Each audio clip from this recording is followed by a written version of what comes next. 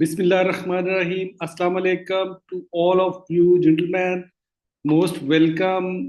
मेरे साथ अभी हैं अपना इमरान अली, मतीउर रहमान, अबसार और मोइन कुरैशी।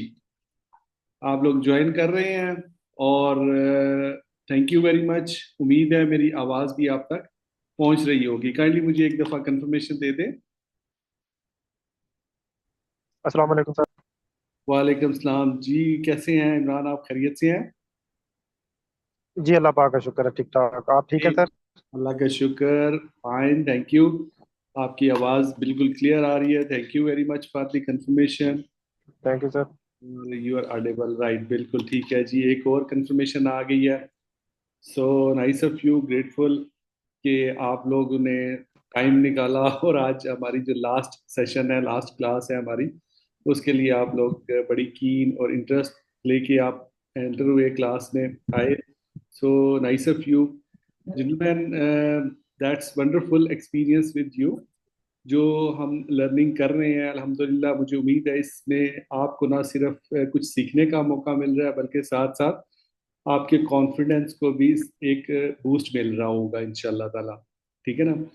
क्योंकि पहले भी मैं इस चीज़ को रिपीट कर चुका हूँ कि एक normal student life is totally different from a professional life. Professional life में किताबों का होता है रोल, लेकिन ज़्यादा रोल होता है आपकी कमांड का, आपके कंट्रोल का, आपके नॉलेज, आपके माइंड के अंदर होने का और उसको एक्सरसाइज करने का। बेसिकली ज़्यादा फोकस इस चीज़ के ऊपर होता है, क्योंकि आपने प्रैक्टिकली चीज़ें जो हैं वो हैंडल करनी होती है साइट्स के ऊपर। ठीक है ना? तो इसलिए ज़्यादा फोकस हमें उन चीज़ों पे करना चाहिए कि जो रियली हमें फेस करनी पड़ती हैं, या उस तरह की सिचुएशन हमें फेस करनी पड़ सकती है। ठीक है, हम एज्यूम भी करते हैं कि हो सकता है इस तरह की सिचुएशन हमारे सामने आ जाए। तो कल की जो एक्टिविटी थी, डिस्कशन, उम्मीद है उससे आपने फायदा उठाया होगा और फिर आपने उसको रिवाइज करके अपनी वो स्पेशल जो सेशन है हमारा रिकॉर्डिंग वाला, उसको मैंने एलएमएस में अपलोड कर दिया हुआ है और आपने उसको रिव्यू किया होगा।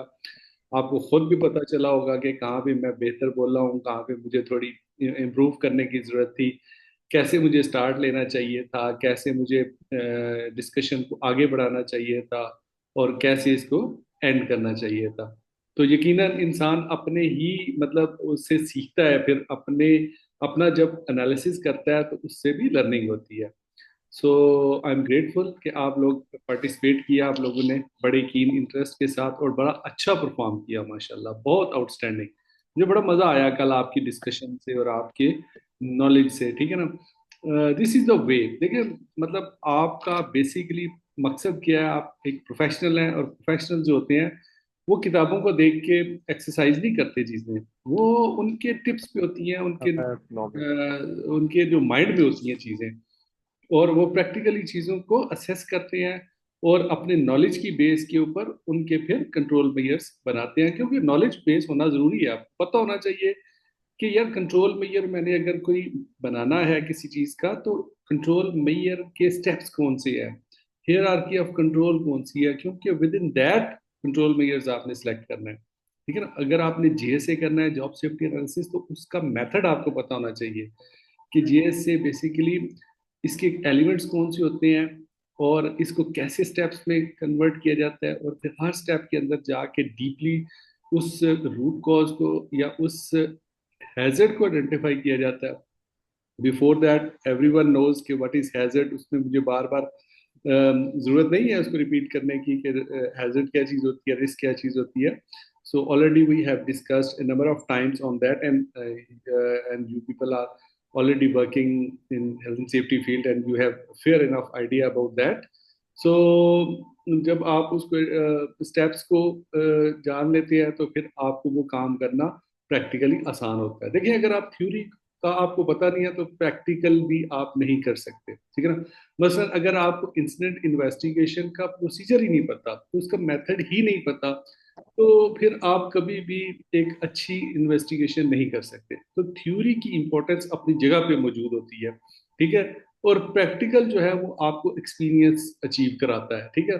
जितना आप उस उसमें हैंड्स ऑन स्किल अचीव करते हैं, मसलन आपने जेएसए का नॉलेज गेन कर लिया, अब जितनी आप उसके ऊपर प्रैक्टिस करेंगे उतने ही आपके सॉलिड हो जाएंगे उसके ऊपर उस एक्टिविटी को परफॉर्म करने के। ठीक है, तो इस तरह ये सारी एक्टिविटीज जो है वो आज हम फिर आगे बात कर लेते हैं अपने एजेंडा की। आज बेसिकली जो हमारा एजेंडा है उसमें ये 3 पॉइंट्स हैं, इलेक्ट्रिकल सेफ्टी है, इंडस्ट्रियल अर्गोनॉमिक्स है, इसके ऊपर कल भी थोड़ी बहुत बात हुई थी। आज स्पेशली हम स्पेसिफिक टू इंडस्ट्रीज बात कर लेते हैं, और प्रोसेस सेफ्टी मैनेजमेंट। ये प्रोसेस सेफ्टी मैनेजमेंट बड़ी इंपॉर्टेंट चीज है। आपको पता होगा, या मे बी आप में से कुछ को पता हो, कि निबोश ने जो उनका एक स्पेशल सर्टिफिकेशन थी आइलैंड गैस से रिलेटेड, ठीक है, उन्होंने वो सर्टिफिकेशन खत्म कर दी है। लेवल 3 की सर्टिफिकेशन थी। जिस तरह आईजीसी है ना, इंटरनेशनल जनरल सर्टिफिकेट, इसी तरह स्पेसिफिक टू कंस्ट्रक्शन उनकी एक लेवल 3 की सर्टिफिकेशन है, या एक ऑयल एंड गैस की थी। अब उन्होंने ऑयल एंड गैस की सर्टिफिकेशन खत्म कर दी है, क्योंकि वो प्रोसेस सेफ्टी मैनेजमेंट की सर्टिफिकेशन ऑफर करते हैं। और प्रोसेस सेफ्टी मैनेजमेंट जो है ये एक कॉम्प्रिहेंसिव टेक्निक है जिस जो आपके ऑयल एंड गैस सेक्टर के अंदर बहुत ज़्यादा अप्लाई होती है। ठीक है ना, तो मतलब चाहे वो आपका मैन्युफैक्चरिंग प्रोसेस हो, या आपका कोई भी ऑयल एंड गैस का सेक्टर हो, या आपका कंस्ट्रक्शन इवन प्रोजेक्ट हो, कंस्ट्रक्शन की इट सेल्फ कंस्ट्रक्शन सेफ्टी एक नॉलेज है, पूरी एक स्किल है, पूरा एक फील्ड है। बट ये प्रोसेस सेफ्टी मैनेजमेंट ज्यादातर जो हाई रिस्क की जहाँ पे प्रोसेसेस हो रहे होते हैं डिफरेंट, मैन्युफैक्चरिंग हो गया, ऑयल एंड गैस हो गया, तो उसके अंदर ये हाई रिस्क जो इंडस्ट्रीज होती है, बड़ी जो इंडस्ट्रीज होती हैं, उनके अंदर प्रोसेस सेफ्टी मैनेजमेंट जो है वो वर्क कर रही होती है। उसके बारे में भी थोड़ा बहुत आपको पता होना चाहिए इस स्टेज पे, ताकि फर्दर जब आप अपनी स्किल एनहेंस करें और प्रोसेस सेफ्टी मैनेजमेंट के किसी ऐसे इदारे में जाए जहाँ पे ये प्रोसेस सेफ्टी मैनेजमेंट का सिस्टम चल रहा है, तो आपको पता हो कि ये क्या चीज़ है। आज हमने अपने जो लास्ट सेशन में हम इंशाल्लाह ताला जो हमारी प्रैक्टिकल एक्टिविटी है उसके ऊपर ब्रीफिंग भी कंडक्ट करेंगे। वो तकरीबन 5-7 मिनट लगेंगे, मैं आपको ब्रीफ कर दूंगा, फिर मैं आपको वो असाइनमेंट आज सेंड भी कर दूंगा। ठीक है, ताकि आप उसके ऊपर अपना काम स्टार्ट करें, और इसको आप अपने इजी टाइम में, जब भी आपको इजी टाइम मिले, आप उसके ऊपर थोड़ा बहुत काम करें। इतनी लेंथी नहीं होगी, बट टेक्निकल चीज़ें हैं, चूंकि प्रैक्टिकली है, थोड़ा सा आपको उसके ऊपर फोकस करना पड़ेगा। So importance of electrical safety and statistics on electrical injuries and deaths की बात कर लेते हैं। Going forward, understanding electricity, सबसे पहले तो आपको बेसिकली इसका बेसिक कंसेप्ट क्लियर होना चाहिए। हर चीज़ जिसकी जो भी एक्टिविटी परफॉर्म हो रही होती है आपकी इंडस्ट्री के अंदर, उसका बेसिक कंसेप्ट सबसे पहले आपको क्लियर होना चाहिए। उसके बाद अगला पॉइंट आता है कि उसके अंदर हैजर्ड कौन से हैं, उसके अंदर रिस्क कौन से हैं, उनका लेवल ऑफ रिस्क क्या है, उसके बाद फिर उनके कंट्रोल मेजर्स को कैसे आपने डिटरमिन करना है। That is the following steps, but the basic step is that at least you should have a clear concept of that term. So basic term current, resistance, voltage etcetera, ये words use होते हैं। Conductors versus insulation के word use होते हैं, आपको पता होगा। Current क्या चीज होती है जी? एनीबडी आउट ऑफ यू कोई एक्सप्लेन कर सकेगा कि करंट बेसिकली होती क्या चीज है? आप में से कोई मुझे बता सकेगा प्लीज? करंट के बारे में कोई माइंड में कोई जी जी जी, मिस्टर अबसार आपने हैंड रेज किया, प्लीज आप काइंडली बताइए। Sir, current is basically the shifting of energy in the shape of neuron, proton, neutron, and neuron, etc. What I think. Hmm, sir If bookish I'm not bookish definition bookish definition तो ये होगी, flow of electron is called current. Exactly basically देखिए, एक atom होता है ना, उसके 3 parts होते हैं, इलेक्ट्रॉन, प्रोटॉन्स और न्यूट्रॉन। तो प्रोटॉन्स और न्यूट्रॉन्स, न्यूट्रॉन्स तो वैसे न्यूट्रल होते हैं, प्रोटॉन्स तो उसमें न्यूक्लियस में होते हैं। तो इलेक्ट्रॉन जो है ना, वो बेसिकली मूविंग कर रहे होते हैं, उसके जो मदार होता है, उसका जो सर्कल होता है, उस पर मूव कर रहे होते हैं। ये जो मूवमेंट है ना, basically that is the energy. आपने भी वो अबसार बिल्कुल कॉन्सेप्ट सही मतलब डिफाइन किया है, बट उसमें सिर्फ थोड़ा सा फर्क ये है कि ये जो मूवमेंट होती है ना, जो आप कह रहे हैं एनर्जी, जो मतलब एनर्जी की मूवमेंट है, ये बेसिकली इलेक्ट्रॉन की मूवमेंट होती है। क्योंकि इलेक्ट्रॉन जो है वो सर्कल कर रहे होते हैं, घूम रहे होते हैं, मसलसल वाइब्रेट कर रहे होते हैं, उस आइटम के, जो भी आइटम है उसके इर्द गिर्द। तो ये जो फ्लो ऑफ इलेक्ट्रॉन्स है ना, इसको हम करंट ही कहते हैं बेसिकली। क्योंकि बहुत सारे आइटम्स जब होते हैं, एटम्स जब होते हैं, तो उनके अंदर बहुत सारे वो इलेक्ट्रॉन्स मूव करते हैं। तो वो जितना ज्यादा उनका वोल्टेज होती है, पावर होती है, उतनी ज्यादा ताकत के साथ वो करंट उस मूव करती है। अब अगर हम रेजिस्टेंस की बात कर लें, तो इसके आप वाइस वर्सा कर लें कि मतलब इलेक्ट्रॉन्स के मूव करने के, अब इलेक्ट्रॉन्स को आप किसी भी डायरेक्शन में मूव करा सकते हैं, जिसको आप एनर्जी की फॉर्म में अपने फायदे के लिए इस्तेमाल कर सकते हैं। बेसिकली एनर्जी है ना इलेक्ट्रिसिटी, जो हम अपने फायदे के लिए इस्तेमाल करते हैं। लेकिन जाहिर है ये फ्लो ऑफ इलेक्ट्रॉन जो है, इसके अंदर इतनी पावर होती है, इतनी वोल्टेज होती है कि ये इंसानी उसके लिए जो है ना, वो जान के लिए खतरनाक भी होती है। ठीक है। तो रेजिस्टेंस बेसिकली क्या होती है, उस फ्लो के बीच में रुकावट जो होती है उसको रेजिस्टेंस बोलते हैं। वोल्टेज बेसिकली पावर होती है उस करंट की, कि कितनी पावर से वो जो फ्लो ऑफ इलेक्ट्रॉन्स हो रहा है। ठीक है ना। अब मिसाल के तौर पे आप देखें ना, एक पाइप है फॉर एग्जांपल, पाइप को आपने किसी टैप के साथ अटैच किया हुआ है, और उसमें पानी का फ्लो आप मतलब लॉन में पानी वानी आप पौधों को दे रहे हैं। तो आप जब टैप थोड़ी खोलेंगे तो उस पाइप के अंदर जो पानी का प्रेशर होगा वो कम होगा। इसका मतलब है उसका वोल्टेज कम है। ठीक है ना। और जब आप प्रेशर ज्यादा खोलेंगे तो वो पानी ज्यादा प्रेशर के साथ दूर तक मार करेगा। उसका मतलब है कि उसका वोल्टेज ज्यादा है। लेकिन फ्लो ऑफ वाटर कह लें या फ्लो ऑफ करंट, तो मतलब कम वोल्टेज की सूरत में भी हो रहा है और ज्यादा वोल्टेज की सूरत में भी हो रहा है। फ्लो ऑफ करंट जो है वो होता है चाहे वोल्टेज आपका कम हो, तो तब वो करंट होती है। ठीक है ना। चाहे वो आपको पता है करंट एम्पियर्स में इसको मापा जाता है, इसकी जो यूनिट होती है। और एम्पियर जो है ना, माइनर सी भी उसकी जो वैल्यू है ना, वो मतलब इंसानी जान ले सकती है। इतनी इतनी इसके अंदर पावर होती है। तो रेजिस्टेंस क्या होती है, बेसिकली करंट के रास्ते में जो रुकावट होती है उसको रेजिस्टेंस बोलते हैं। इसी तरह कंडक्टर्स क्या होते हैं, कंडक्टर्स वो मीडियम है, वो रास्ता है, वो वास्ता है जिसके अंदर से करंट गुजरती है। ठीक है ना। इसी तरह इंसुलेशन क्या होते हैं, इंसुलेटर्स क्या होते हैं, वो जो कि करंट को बाहर नहीं निकलने देते, मतलब करंट के रास्ते में रुकावट बनते हैं। ठीक है ना। जैसे आप देखें ना, हम जो ये जो बिजली की तारें इस्तेमाल करते हैं, ये बेसिकली ऊपर जो एनेमल्ड हुई होती है प्लास्टिक, जो है प्लास्टिक टाइप चीज होती है, इसको हम इंसुलेशन बोलते हैं। इसी तरह बहुत सारी चीजें जो इंसुलेटर हैं, जिनके अंदर करंट पास नहीं होती। कंडक्टर्स जितने भी होते हैं वो बेसिकली करंट पास करने के वास्ते होते हैं, मीडियम्स होते हैं। ठीक है ना। तो इसी तरह सर्किट होते हैं, complete circuit, incomplete circuit. Complete circuit वो होता है कि करंट एक रास्ते से गुजरे और अपने एंड तक मुकम्मल चली जाए, तो इसको हम कंप्लीट सर्किट बोलते हैं, जहां पे हमें वो डिजायर्ड है। मसलन अगर फर्ज करें 10 मीटर के फासले पे हमने पुश बटन लगाया हुआ है, उसके 10 मीटर के फासले पे एक बल्ब चल रहा है, उसको हमने लाइट जलानी है।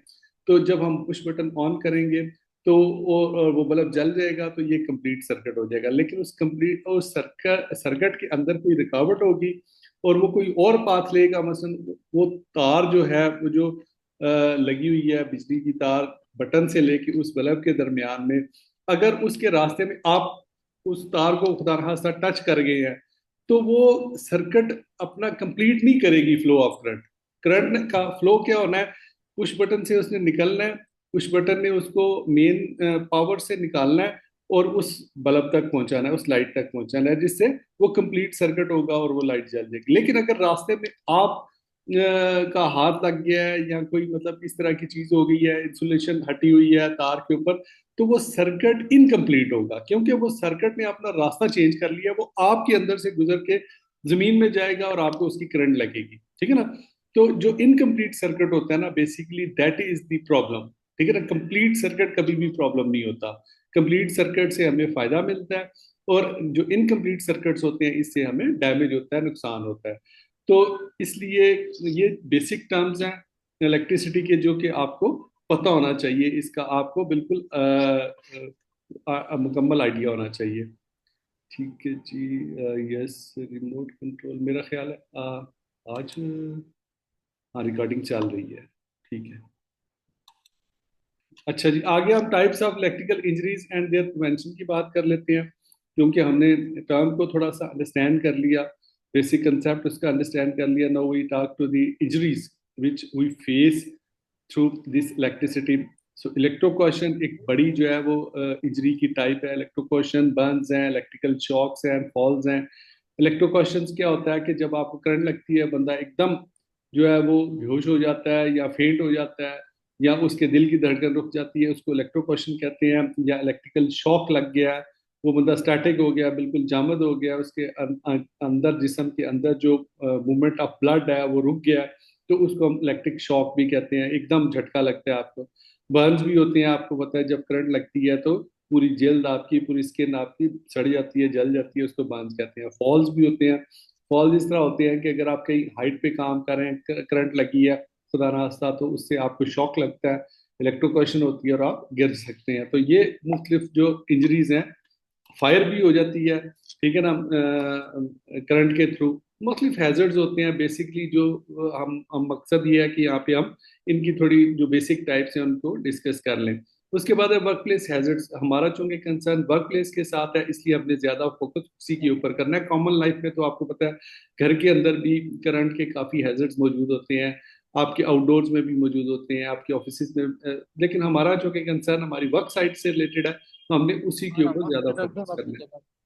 तो common electrical hazard in the workplace, government statistic on workplace deaths in importance of the respecting, ये इसका डेटा मेरे ख्याल आगे दिया हुआ। यस, मतलब इस पे आप थोड़ी रिसर्च कर सकते हैं कि कॉमन हैजर्ड्स की हमने बात कर ली। गवर्नमेंट स्टैटिस्टिक्स जो कहते हैं वो कहते हैं कि मतलब करंट्स की वजह से काफ़ी ज़्यादा जो है वो इंजरीज होती हैं, ठीक है। और इम्पोर्टेंस ऑलरेडी हमने डिस्कस कर लिया, ये कोई पॉइंट ऐसे डिस्कस करने वाले नहीं है। अब हम बात कर लेते हैं ओवरहेड पावर लाइंस की, ठीक है ना। ओवरहेड पावर लाइंस एक बहुत बड़ा फैक्टर है इंजरीज का इन दी वर्क प्लेस सेटिंग्स, ठीक है। और इसकी वजह से काफ़ी डेथ्स होती हैं, बड़ा हाई स्टैटिस्टिक्स है इसकी इंजरीज का। और ओवरहेड लाइंस में आपने देखा होगा कि क्रेन्स जहाँ पे काम कर रही हैं, बड़ी बड़ी लिफ्टिंग के कंस्ट्रक्शन साइट्स के ऊपर खासकर, या आपके जो लोडर ट्रक्स वगैरह होते हैं, इस टाइप की चीज़ें जब वो टकराते हैं हाई टेंशन वायर्स के साथ, तो ओवरहेड जो पावर लाइंस होती हैं, इसके मतलब है कि काफ़ी डेंजरस होते हैं और इसके अंदर वोल्टेज भी बहुत हाई होता है, तो इसलिए इसमें बचने के भी चांसेस नहीं होते, बहुत कम ही होते हैं, ठीक है ना। अब अगर हम इसकी डेंजर्स की बात करें तो एक्चुअली वही करंट का फैक्टर है, वोल्टेज हाई होता है, ठीक है। अब हम अगर इस रिस्क की बात कर लें, तो रिस्क में यही होता है कि मतलब जब आप इन करंट हाई टेंशन वायर्स के साथ कहीं करीब काम कर रहे हैं, कोई मतलब हाई वर्क एट हाइट हो रहा है या कोई इस तरह की एक्टिविटी हो रही है, तो वो उससे आपको मतलब है कि इवन इसके हाई टेंशन वायर्स के तकरीबन 10 फीट के दाएं और बाएं जो है ना मैग्नेटिक फील्ड पैदा हो जाता है, ठीक है। ये आपको अट्रैक्ट करती है और आप जो है वो, अच्छा एक वो चीज देखें, ये सामने जो पिक्चर आपको नजर आ रही है, इसमें परिंदे बैठे होते हैं, ठीक है ना। आपने अक्सर देखा होगा तारों पे बड़ी जो तारे होती हैं, हालांकि उनके अंदर बड़ी हाई पोटेंशियल की करंट गुजर रही होती है, लेकिन वो परिंदे आराम से बैठ जाती हैं, उनको करंट क्यों नहीं लगती? एनीबॉडी कोई इसमें, मतलब ये टेक्निकल पॉइंट है, कोई एक्सप्लेन करना चाहेगा अगर किसी को पता है तो? कि जी जी जी, अब सर आप प्लीज बोलिए, ये बड़ा अच्छा टेक्निकल पॉइंट है। सर सर उसमें एक्चुअली प्रॉब्लम ये है कि परिंदे जो है वो तार के ऊपर वाली साइड पे बैठते हैं, और क्योंकि ऊपर वाली साइड से बैठने की वजह से सर्किट जो है वो इनकम्प्लीट ही रहता है, यानी कि और तो वो किसी चीज से टच नहीं हो रहे, तो इस वजह से वो फिर बच जाते हैं। लेकिन कभी कभार अगर वो टच हो जाए निचली तार से तो फिर वो मर भी जाते हैं। यस बिल्कुल, बेसिक वजह इसकी रीजन यही है कि सर्किट इनकम्प्लीट होता है, तो इसलिए उनको करंट नहीं लगती, ठीक है ना। क्योंकि सर्किट कंप्लीट करने के लिए आपको दूसरा जो अपना पाँव है या दूसरा हिस्सा है जिसम का कहीं दूसरी जगह पे टच होना जरूरी है, चाहे वो ग्राउंड के साथ टच हो या किसी और कंडक्टर के साथ जिसमें करंट पास हो सकती है, ठीक है ना। तो ह्यूमन बॉडी जो है ना, ये बेसिकली बेस्ट कंडक्टर है, पता है आपको, क्योंकि इंसान की जिस्म का 70% से ज्यादा हिस्सा जो है वो पानी पे मुश्तमिल है, और पानी जो है ना वो बेस्ट कंडक्टर है करंट का। करंट पानी के अंदर से सबसे ज्यादा आसानी से गुजरती है, ठीक है ना। तो ह्यूमन बॉडी जो है ना वो मतलब है कि करंट को फौरी तौर पे अट्रैक्ट करती है। तो लेकिन करंट के मतलब लगने के लिए, करंट के नुकसान होने के लिए सर्किट का कंप्लीट होना जरूरी है। इस सूरत में सर्किट कंप्लीट नहीं होता तो इसलिए वो बचत हो जाती है। ये जो ग्राउंड फॉल्ट प्रोटेक्शन होती है ना, GFCI, जो कल हमने वो इक्विपमेंट पढ़ा था, उसके बाद ये भी बेसिकली आपने अक्सर ये भी देखा होगा कि ग्राउंडिंग की जाती है, ठीक है ना। ग्राउंडिंग की जाती है, कोई आसमानी बिजली गिरे तो वो सीधी जो है ना, वो किसी एक मतलब वहां पे ऊपर इक्विपमेंट लगा होगा उसके अंदर गिरती है और वो सीधी ग्राउंड में चली जाती है। मतलब वो किसी और मीडियम के साथ टच नहीं करती। तो इसी तरह जब आप करंट को ग्राउंड में भेज देते हैं सीधी, तो वो बेअसर हो जाती है। इसी तरह ये जो इक्विपमेंट होते हैं ना, GFCI, ये ग्राउंडिंग के लिए होते हैं। जो मतलब एक्स्ट्रा करंट आपकी वायर्स के अंदर गुजर रही होती है, ये उसको कंट्रोल करते हैं, और उसको कंट्रोल करने के बाद अपने अंदर लेके या उसको साइड पे कर देते हैं। मतलब वो आपका सर्किट कंप्लीट नहीं होने देते, जिसकी वजह से आपको करंट नहीं लगती। ठीक है जी। तो ये बेसिक इसकी थोड़ी टर्मिनोलॉजी है, इसके ऊपर बात कर लेते हैं। GFCI वो मैंने आपको बता दिया कि मतलब GFCI कल भी हमने इसके ऊपर बात कर ली थी। आप मजीद अगर इस पे एक्सप्लोर करना चाहते हैं तो गूगल सर्च में जाके इसकी थोड़ी और रिसर्च कर सकते हैं GFCI की, और इनकी यूजेज जो आती है आपकी वर्क प्लेस सेटिंग के अंदर, खासकर जब इलेक्ट्रिक करंट से आपका वास्ता पड़ता है, या पावर टूल्स में हमने बड़ी डिटेल से इसको पढ़ा था, और एक्सटेंशन कॉर्ड जो होती हैं उनके बारे में भी, उनकी सेफ्टी के बारे में, क्योंकि हमारा मेन फोकस सेफ्टी के ऊपर है। हमने ये देखना है कि इनको सेफ कैसे किया जा सकता है इस तरह की सिचुएशन अगर हमारे सामने आए तो। ठीक है जी। तो safety precautions, respect warning science and barricades. Current की सबसे मेन जो सेफ्टी प्रिकॉशंस है वो है कि कोई भी वार्निंग साइन लगा हुआ है, और जहां पे भी करंट की कोई थ्रेट है, कोई खतरा है, कोई रिस्क है, तो वहां पे लाजमी है कि वहां पे कोई वार्निंग साइन लगा होगा। खतरा 440 वोल्ट, अक्सर आपने इस तरह के जो है ना टैग्स देखे होंगे, ठीक है ना। बड़े बड़े वो इसलिए लगाए जाते हैं ताकि वार्निंग मिले आपको कि यहाँ पे करंट है, इसके करीब आप ना जाए। क्योंकि जरूरी नहीं होता कि करंट जहां से पास ऑन हो रही होती है आप उसको टच ही करें जाके तो तभी करंट आपको असर करेगी। बात का ऐसा होता है कि उसके इर्द गिर्द जो फील्ड पैदा हो जाता है, एक मैग्नेटिक फील्ड जिसको कहते हैं, करंट के पास होने से वो भी आपको अट्रैक्ट कर देता है। मतलब आप दूर से ही करंट खींच देती है आपको। तो इसलिए वो वार्निंग साइन लगाए जाते हैं ताकि आप इस एरिया के करीब ना जाएं। Importance of authorize in light voltage areas, authorization in high voltage area. अब ये भी दूसरी प्रिकॉशंस है कि जहाँ पे high voltage current pass on हो रही है जिस एरिया में, वहां पे आप मतलब है कि सिर्फ ऑथराइज्ड पर्सन को एंट्री दें। ठीक है ना। अब अगर किसी ने कोई कहीं पे मतलब हाई टेंशन वायर पे काम करना है, कोई ट्रांसफार्मर चेंज करना है या कोई इस टाइप की, एक तो वो क्वालिफाइड पर्सन होने चाहिए जो कि स्पेशली ऑथोराइज्ड है उस काम के लिए। हर बंदा वहां पे ना जाए, और ये भी ना मतलब सोचे कि यार ये तो कुछ नजर नहीं आ रहा तो ये हमें कोई नुकसान नहीं करेगा। नहीं, आपको मैंने जैसे बताया उसके अंदर फील्ड पैदा होता है, और वो वोल्टेज के हाई होने की वजह से करंट के मतलब जिस जगह जिस चीज में करंट गुजर रही है उसके इर्द गिर्द स्पेसिफिक एरिया में वो फील्ड पैदा होता है, और वो आपको अट्रैक्ट कर लेता है, खींच लेता है अपनी तरफ। इसलिए उसको कहते हैं चिपक जाता है जैसे। तो आप मतलब सेफ्टी प्रिकॉशंस में ये है कि मतलब आप सिर्फ ऑथोराइज जो लोग हैं उनको अलाउ करें उन एरियाज में जहाँ पे इलेक्ट्रिसिटी का काम हो रहा है या हाई टेंशन वायर है। सेफ्टी प्रिकॉशंस इन फ्लेमेबल इन्वायरमेंट्स, ये बड़ा जरूरी इंपॉर्टेंट पॉइंट है।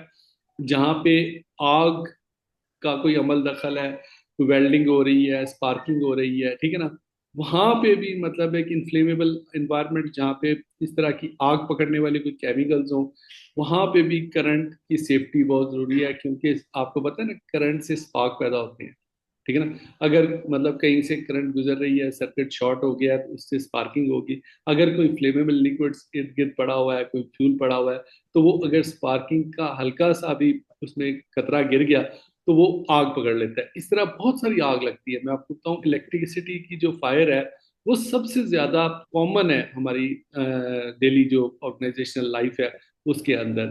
मतलब उसमें अगर आप डीपली जाके इन्वेस्टिगेट करें, जो ज्यादातर पाकिस्तान के अंदर इंसिडेंट होते हैं उसमें जो मेन कॉज होती है वो इलेक्ट्रिसिटी की ही मतलब है कि वो प्रिकॉशंस सही नहीं की होती। आपको पता है आपके आपके जितने भी गैजेट्स होते हैं, टूल्स होते हैं, मशीन्स होती हैं, सारी इलेक्ट्रिसिटी के ऊपर चल रही होती हैं।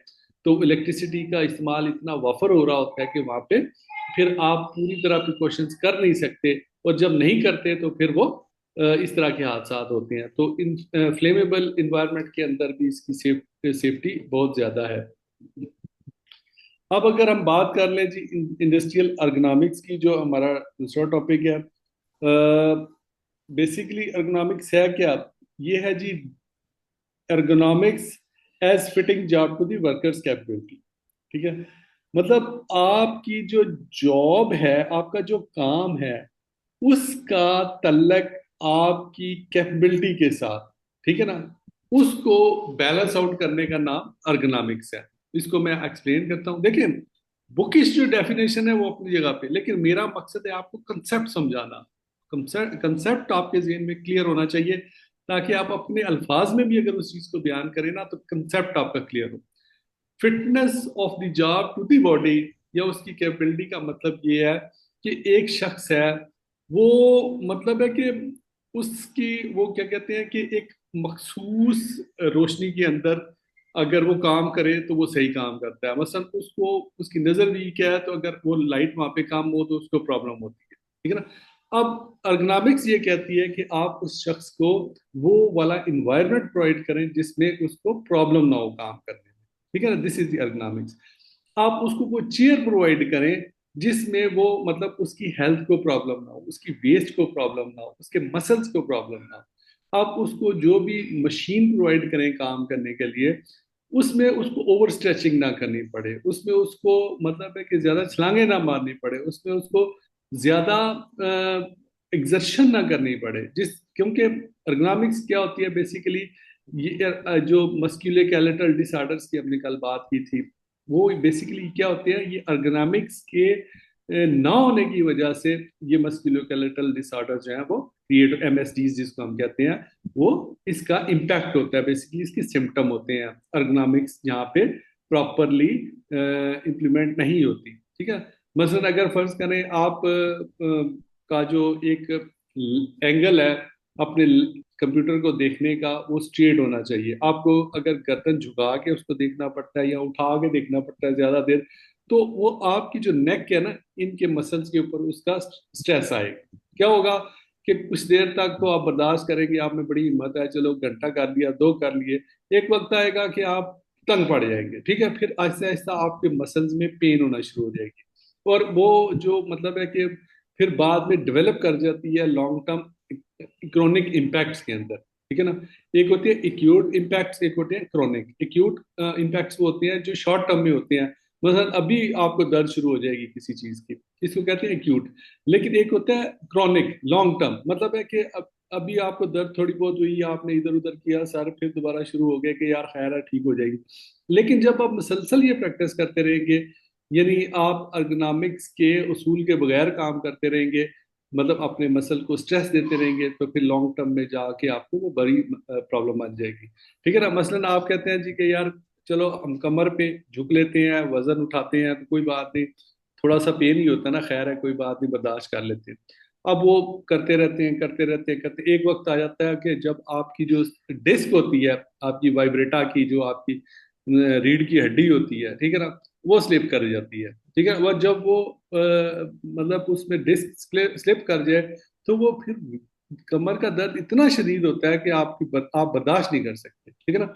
मतलब वो डेवलप कर जाता है आपकी बड़ी प्रॉब्लम के साथ। तो इसलिए जब आप काम कर रहे हो अपनी वर्क साइट के अंदर, इन इन चीजों के पढ़ाने का मकसद, क्योंकि ये एक सेफ्टी की बेसिक टेक्निक्स हैं, तो इनका आपको एक तो पता होना चाहिए कि अर्गोनॉमिक्स है क्या, और अगर इससे रिलेटेड कोई आप बैड प्रैक्टिस देखें, ऑब्जर्व करें, तो आप फौरी तौर पे उसका कोई ना कोई हल करें, सोल्यूशन करें, उसका कंट्रोल मेजर्स करें, ठीक है ना।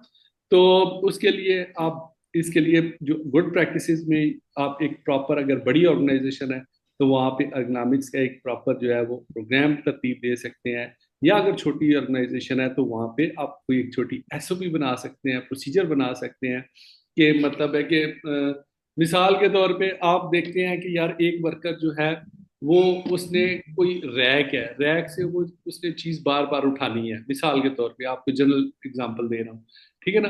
अब वो उसको उठाने के लिए ना पाँव भी उठाने पड़ते हैं, बार बार उसको ऊपर तक ऐसे हाथ करके वो चीज उठानी पड़ती है। तो आप ये ऑब्जर्व करते हैं, आप ये देखते हैं कि यार ये बंदा जो है ओवर रीचिंग कर रहा है, ओवर एग्जर्शन कर रहा है, ये कितनी देर तक बर्दाश्त करेगा, आखिर में उसको पेन शुरू हो जाएगी। तो आप वहां पे क्या कंट्रोल मेजर कर सकते हैं, आप उसके लिए कोई स्टूल वहां पे रखवा सकते हैं। छोटी सी बात है ना, मतलब ये भी एक सेफ्टी मेजर है। आप उसके लिए मतलब स्टूल रखवा सकते हैं, आप रैक की हाइट कम कर सकते हैं, ठीक है ना।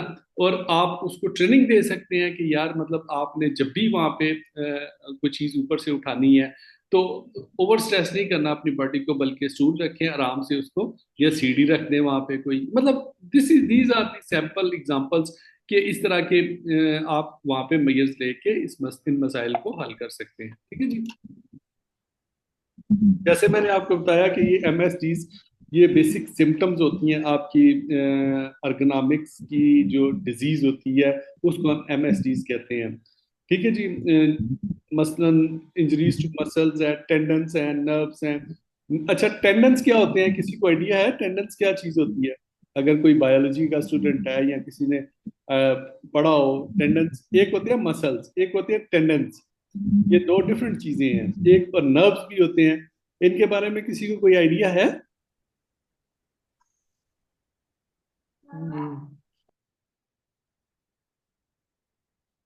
नहीं, अच्छा चले मैं बताता हूँ।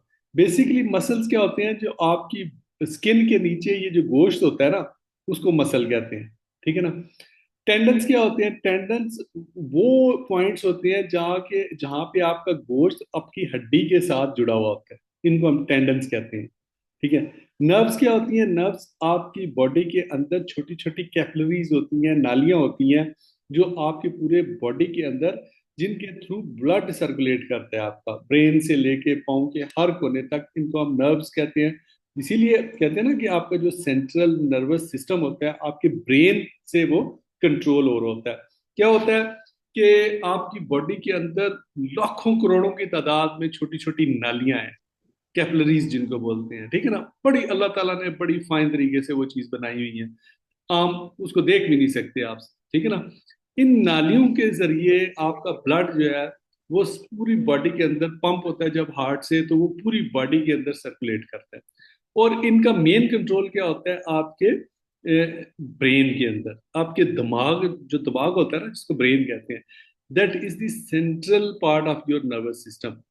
आपके जो भी मतलब आप फर्ज करें आप कोई चीज देखते हैं, आपके सामने कंप्यूटर पड़ा है, तो ये जो कंप्यूटर की इंफॉर्मेशन है ये आपको ब्रेन ने दी, आंखों के जरिए आपने देखा, और ये मैसेज आपका जो है ना वो उसने रिसीव किया, और कैपिलरीज के जरिए आपको पूरी बॉडी को इसकी खबर दे दी। या इसी तरह अगर आपकी फर्ज करें किसी पाँव की किसी उंगली पे चोट लगती है, उससे आपको दर्द होता है, ये दर्द क्या होता है, ये बेसिकली इंडिकेशन होती है जो आपके ब्रेन तक जा रही होती है, उन कैपिलरीज के जरिए ब्लड भी जा रहा होता है और इंफॉर्मेशन भी जा रही होती है कि आपको ये इंजरी हुई है। तो ये मेन चीजें मस्कुलोस्केलेटल डिसऑर्डर के अंदर इम्पैक्ट होती हैं। अब टेंडन्स भी इम्पैक्ट हो सकते हैं, मसल्स भी, नर्व सिस्टम भी, क्योंकि अगर आप किसी शख्स को टू मच टाइम के लिए किसी एमएसटी के अंदर डाल देंगे, मतलब किसी ऐसी सिचुएशन में जिसमें उसको ओवर एग्जर्शन करनी पड़ती है, तो बेचारा वो एक टाइम आएगा कि वो मेंटली अपसेट भी हो सकता है, ठीक है ना। तो इसलिए एमएसटीज की आजकल बहुत वैल्यू है, इनके ऊपर बहुत ज्यादा काम होता है, तो इसके ऊपर हमेशा फोकस करें, इसको जेन में रखें। कॉमन एग्जांपल्स का इसकी जो बीमारियां मजीद जो होती हैं, कार्पल टनल टनल सिंड्रोम होता है, टेनोनाइटिस होता है। कार्पल टनल क्या होता है कि आपकी जो फिंगर्स होती हैं, ये आपने देखा होगा अगर पानी में ज्यादा देर रहे हैं तो ये वाइट हो जाती हैं, ठीक है ना। या इन मतलब है कि वो टेनोनाइटिस भी इसी तरह की एक डिजीज है कि आपके जो जॉइंट्स हैं इनके ऊपर पेन होता है, इसको टेनोनाइटिस कहते हैं, ठीक है ना। तो prevalence of MSDs as a workplace injury, ये बहुत ज्यादा मौजूद है आपकी वर्क प्लेस के अंदर। एमएसडी जो है इनका बड़ा मतलब है कि बहुत ज्यादा कसरत से पाई जाती हैं, तो इनका तदारक करना और इनकी सेफ्टी करना भी आपका मेन रोल है as a health and safety officer of your responsible organisation, ठीक है ना, या जो भी एरिया ऑफ रिस्पॉन्सिबिलिटी आपका। रिस्क फैक्टर इसमें क्या होते हैं, मेन कॉजेज जी, रेपिटेशन, मतलब एक काम जब आप रिपीट करते हैं बार बार, ठीक है, तो वो उससे मतलब आपको एमएसडीज डेवलप हो सकती है। फोर्स, अगर आप किसी चीज को फोर्स के साथ प्रेस करते हैं आपके मसल पे, उसका स्ट्रेस आएगा तो उससे भी एमएसडी डेवलप हो सकती है। ऑकवर्ड पोस्चर, जैसे मैंने आपको बताया कि अगर आपने कोई वेट उठाना है, वेट उठाने के लिए आप जो है वो कमर के बल झुकते हैं, जो कि मतलब नुकसानदेह चीज है, तो इसको कहते हैं ऑकवर्ड पोस्चर। और ऑकवर्ड पोस्चर जो है वो अल्टीमेटली डेवलप करता है एमएसडीज के लिए, ठीक है ना। स्टैटिक पोस्चर, अगर एक जगह पे आप मुसलसल जम के काफी देर खड़े रहे, बैठे रहे, या मतलब है कि आपको हिलने का भी मौका ना मिले, तो इससे भी आपके मसल्स के ऊपर स्ट्रेस आता है, जिसकी वजह से वो कोई एमएसडी डेवलप कर जाती है। ये जो मैंने 40 मिनट का, तो ये देखे जूम की तरफ से भी एक रिस्ट्रिक्शन है, ये बहुत अच्छी उन्होंने मतलब एक रखी हुई है। हालांकि मेरे पास इसका प्रीमियम वर्जन भी मौजूद है, मुझे कोई मसला नहीं है, मैं 2 घंटे इकट्ठी भी क्लास पे आ सकता हूँ, मेरे पास टीम का भी है, जूम का भी है। बट मैंने इसको बड़ा मतलब है कि समझता हूँ कि ये बिल्कुल एन अर्गोनॉमिक्स के रूल के मुताबिक उन्होंने ये टाइम पीरियड रखा हुआ है, 40 मिनट्स का एक सेशन। क्योंकि जो रूल है अर्गोनॉमिक्स का, वही यही कहता है कि मैक्सिमम 20-25 मिनट या मैक्सिमम 30 मिनट आप किसी एक स्टैटिक पोस्चर के अंदर रहें। उसके बाद आप उठे वहां से, मूव करें, कोई स्ट्रेचिंग करें, थोड़ी बहुत हरकत करें, और फिर बेशक आप बैठ जाएं अगले 20-25-30 मिनट तक के लिए, ठीक है ना।